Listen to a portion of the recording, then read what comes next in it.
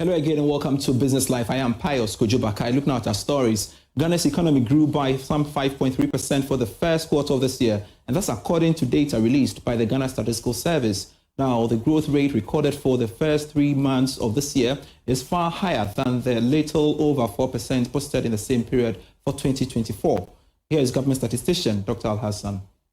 Excluding oil and gas, was 364.3 billion Ghana cedis, up from 278.3 billion Ghana cedis in 2024 of quarter one. Real GDP for 2025 quarter one, like I said, this will be the GDP after we have taken the effect of inflation away, and that was 53.5 billion Ghana cedis, and this increased from the 2024 quarter one real GDP of 50.8 billion Ghana cedis. I must say that the 2025 quarter one real GDP represents a growth rate of 5.3%, up from 4.9% in the same period in 2024, despite the ongoing trade wars and the global uncertainty. So in simple language, the real GDP for quarter one of 2025 grew by 5.3%. If you strip off oil, non-oil real GDP for quarter one 2025 was 51.4 billion, up from 48.2 billion. And in terms of its growth rates, it grew by 6.8% for the first quarter of 2025, compared to 4.3% recorded for 2024 quarter one. So what this means is that the non-oil real GDP for quarter one of 2025 was actually higher than the overall GDP growth rate of 5.3% for the same quarter, meaning that the non-oil sectors are performing much better. So what this means is that, but for the negative impact of the oil and gas sector, we would have been growing much higher. And once we stripped off the impact of oil and gas, we are looking at 6.8% growth for quarter one.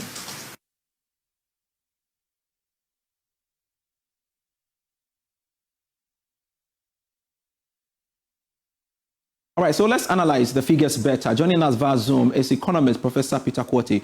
I truly appreciate your time, Professor Quartey, for agreeing to speak to us here on Business Life. First off, your thoughts and, of course, what you make about the performance of the economy for the first 3 months of this year. 5.3% we are learning. Good evening, and good evening to your discerning viewers. I think the economy is picking up. The growth rate, as we've seen, this quarter is higher than a similar period last year. It tells you that the 5.3% growth is higher than the 4.9% recorded in the same period last year, which is an improvement, and I think is worth commending, and I hope we can sustain that growth. However, I need to put in perspective that non-oil even grew faster than oil GDP, and we've all seen that oil prices globally went down, and therefore it's not surprising that non-oil GDP was 6.8, whilst oil GDP grew at 5.3% during the quarter. Also, it was quite striking to see agri performing quite well. Agricultural growth was 6.6%, much higher than the 2.9% recorded same period last year. And the crop sector, I mean, if you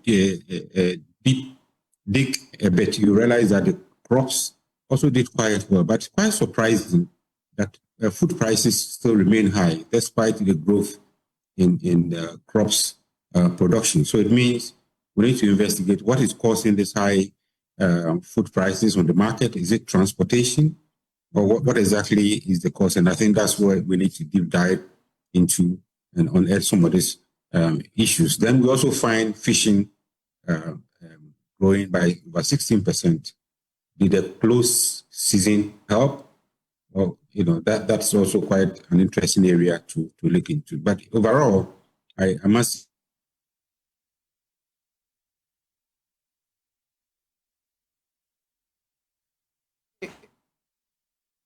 It appears your audio is off, Professor Quartey. If you can re-establish that for us, we will truly be grateful for that. But as you do that, I want to find out whether it's right for us to say that, well, the first quarter growth we are witnessing was definitely influenced by policies and programs implemented last year.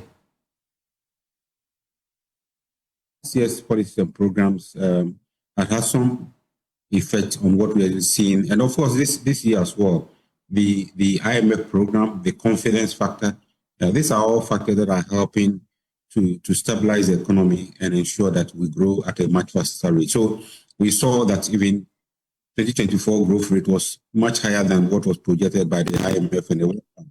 So similarly, we are seeing some stability, we are seeing some confidence gradually building up, which is basically affecting production. You even find in manufacturing, for instance, a sector that continued to struggle.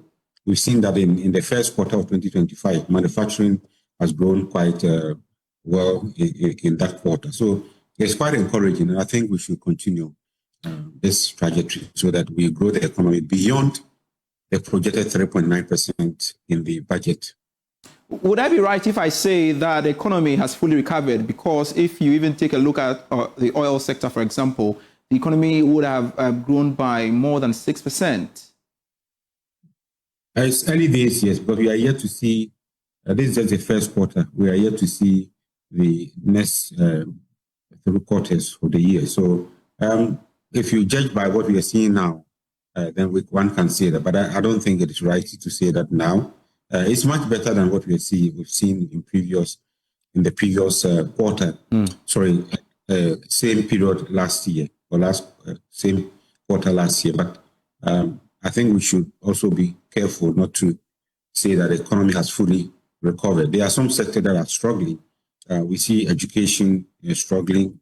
We've seen other sectors that are also not doing too well. But of course, the growth drivers are the crops, ICT, manufacturing, retail, and then of course, finance and insurance. All right. That is also another that went down because of the debt exchange program. Thank you so much, Professor Peter Quartey, an economist and also the director of the Institute of Statistical, Social and Economic Research. He said, I truly appreciate your time. Now, President John Mahama has announced that the Tema and Takoradi ports will soon operationalize government's 24-hour policy. Now, speaking at the Ghana Horticultural Expo, President Mahama described the policy as a game-changing strategy aimed at unlocking Ghana's production potential across all sectors, including horticulture. And I'm pleased to inform you that the Ministry of Trade and Agribusiness and Industry and the Ministry of Transport are working together with the Ghana Revenue Authority, the Ghana Ports and Harbours Authority, the Ghana Shippers Council, and other stakeholders to soon declare the Tema and Takoradi ports as 24-hour ports.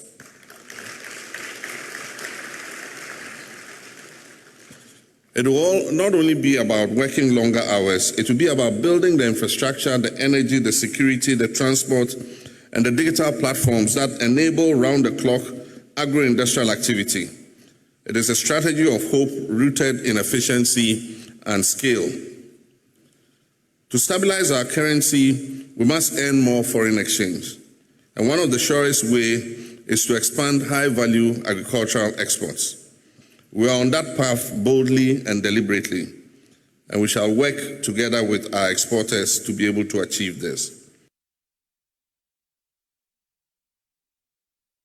And I've got to bring you this breaking story we are learning from the Bank of Ghana because they are cautioning against that Yellow Pay, an unapproved digital payment platform that's Yellow Pay provided by Yellow Card Financial Incorporation, an entity not licensed by the bank, which is actively promoting itself as a provider of digital payment services, cryptocurrency trading, and cross-border remittance solutions. And we have a statement issued by the Bank of Ghana to that effect, and I would like to share with you on your screens. There you go.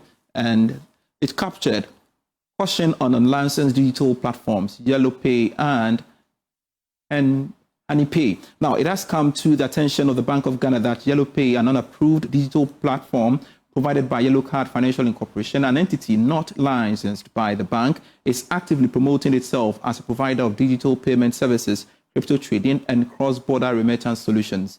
The platform purports to enable users to make payments, send and receive electronic money and stable coins across borders, as well as convert stable coins into local currency activities which require appropriate licensing from the Bank of Ghana. It has come to the attention of the Bank of Ghana further that Yellow Pay is engaged in an ongoing collaboration with HoneyPay, an entity that claims to be licensed by the Africa Diaspora Central Bank.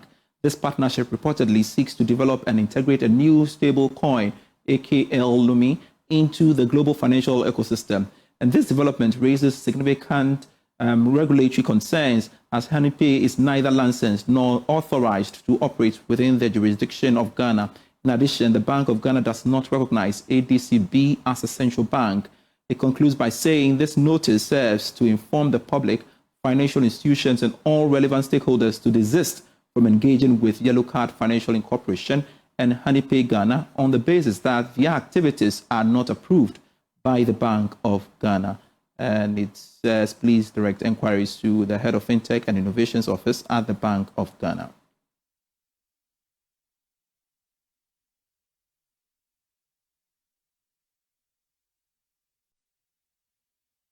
That's it for Business Live for today. I am Pius Kojo Baka. We have more for you when you log on to myjoyonline.com/business. Always a delight serving you.